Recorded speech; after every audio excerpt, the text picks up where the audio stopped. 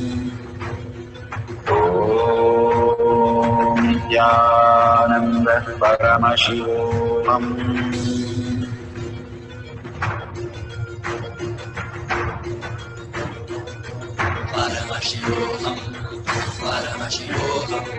Let Paramashiva's third eye manifest in all our third eyes.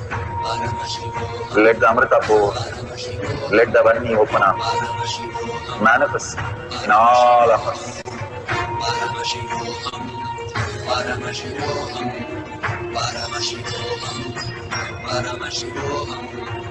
Let Paramashiva overflow, manifest the powers in all our third eyes.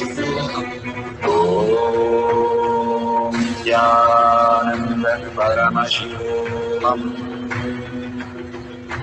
Om Nithyananda Paramashivam.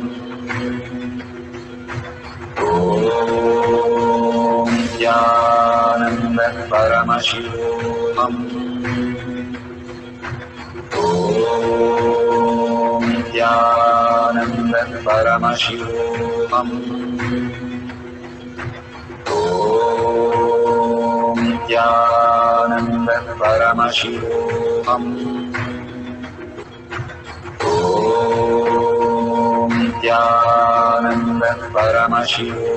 Om Nithyananda Paramashivoham.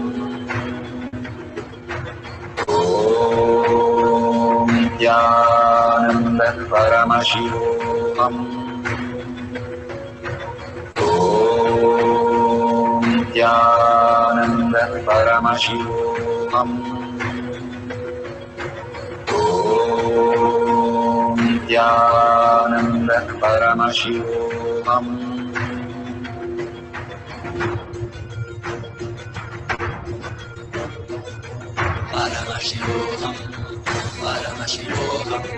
Let Paramashiva's third eye manifest in all our third eyes. Let the Amrita pour, let the Vani open up, manifest in all of us.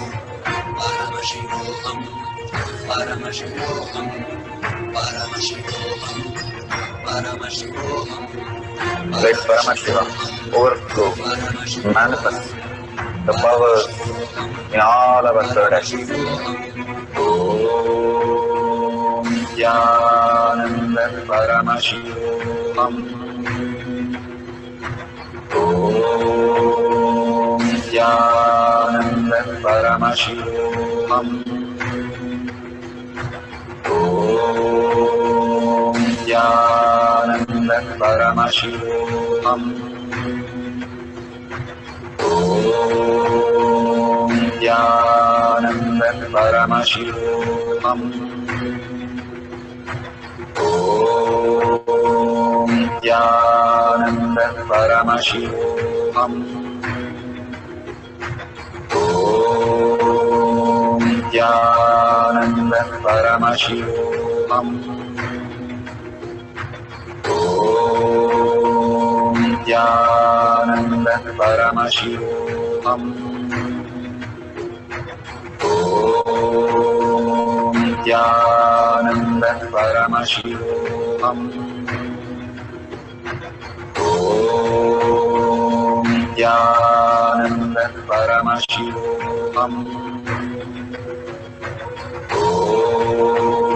Om Nithyananda Paramashivoham. Om Nithyananda Paramashivoham. Om Nithyananda Paramashivoham. Om Nithyananda Paramashivoham.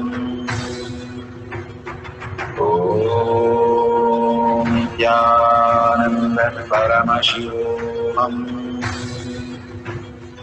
Om Nithyananda Paramashivoham. Nithyananda Paramashivoham. Nithyananda Paramashivoham. Nithyananda Paramashivoham.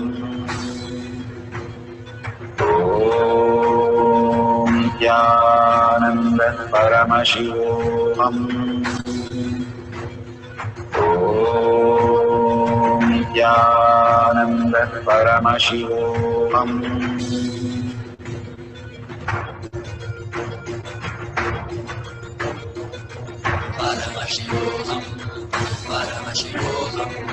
Let Paramashiva's third eye manifest in all our third eyes. Let the Amrita pour, let the Om Nithyananda Paramashivoham. Om Nithyananda Paramashivoham. Om Nithyananda Paramashivoham. Om Nithyananda Paramashivoham. Om Nithyananda Paramashivoham. Om Nithyananda Paramashivoham. Om Nithyananda Paramashivoham. Om Nithyananda Paramashivoham. Om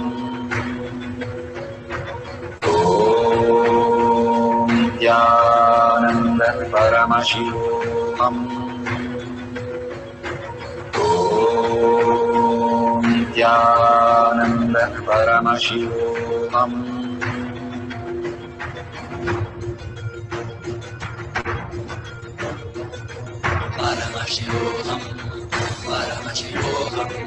Let Paramashiva's third eye manifest in all our third eyes. Let the Amrita pour, let the Varni open up, manifest in all of us.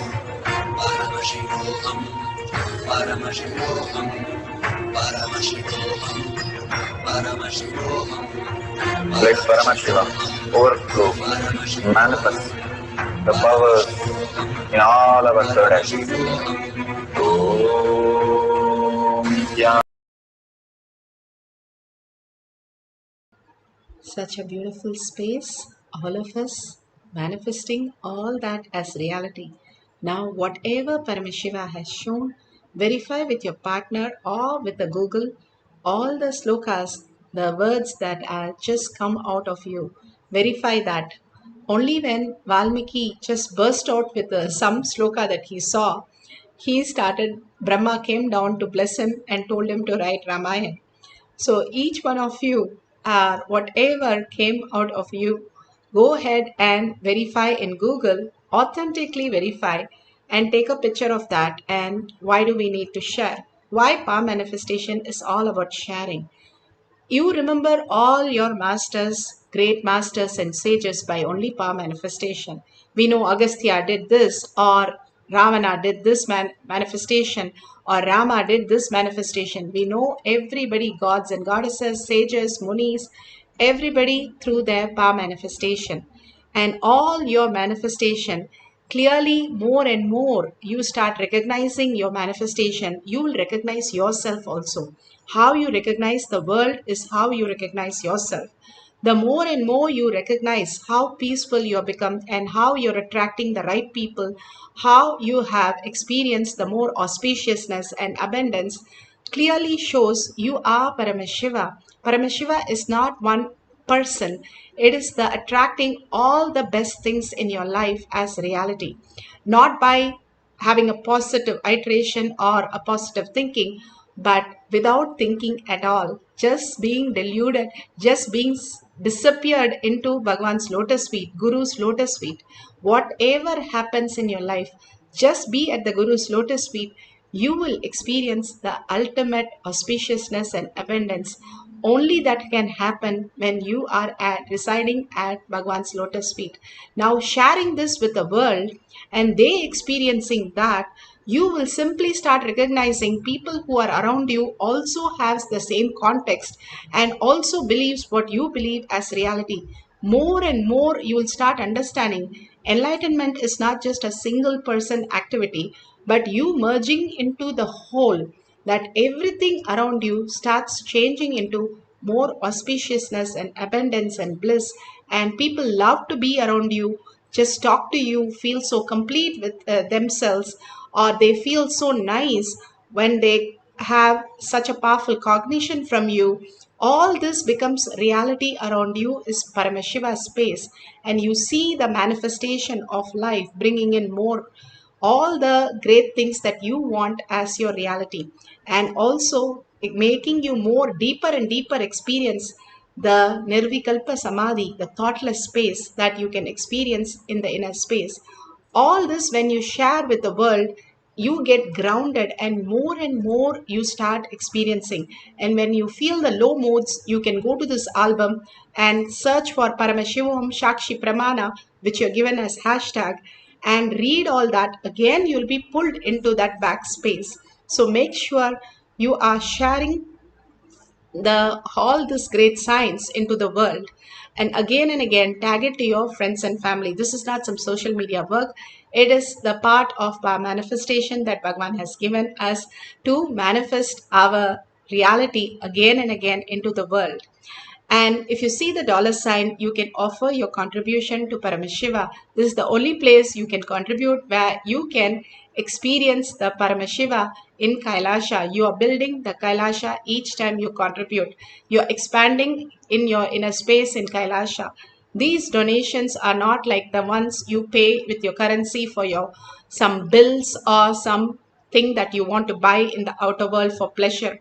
This is for contributing in deep gratitude what you want to offer at Bhagwan's lotus feet. That only increases your Kailasha in your inner space. So more and more when we contribute and share into others listening, we start expanding into that Kailasha space. Who we are, we experience the ultimate loka, that we are Paramashiva as our reality. So let's surrender all this powerful cognition, power manifestation at Bhagwan's lotus feet in deep gratitude, thanking Bhagwan for all that he's showering on each one of us every single day, and thanking all of you who are here, collective integrity, collective consciousness. Bhagwan says simple integrity, simple obedience for manifesting the powers of Paramashiva, the Jnanapada. Every day doing the Kailash courtyard is like a tapas, Bhagwan says, evolving into the new being, superconscious being. And with that, let's have the deep earning Paramashiva is real in our thought, word, and action, and experiencing everything, everyone as Paramashiva as our reality. More and more we reside in Paramashiva space, not getting touched by anything in the outer world.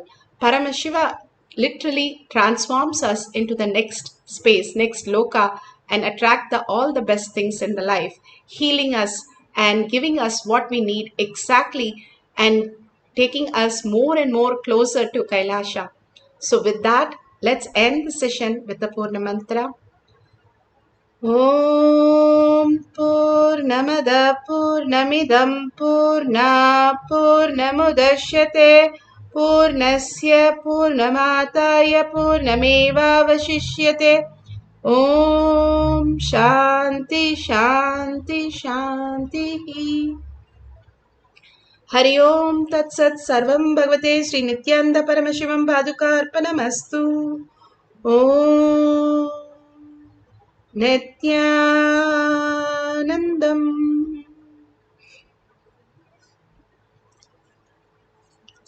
Thank you so much.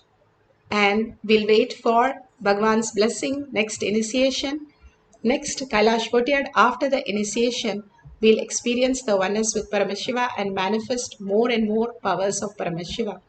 Till then, thank you, Nithyanandam.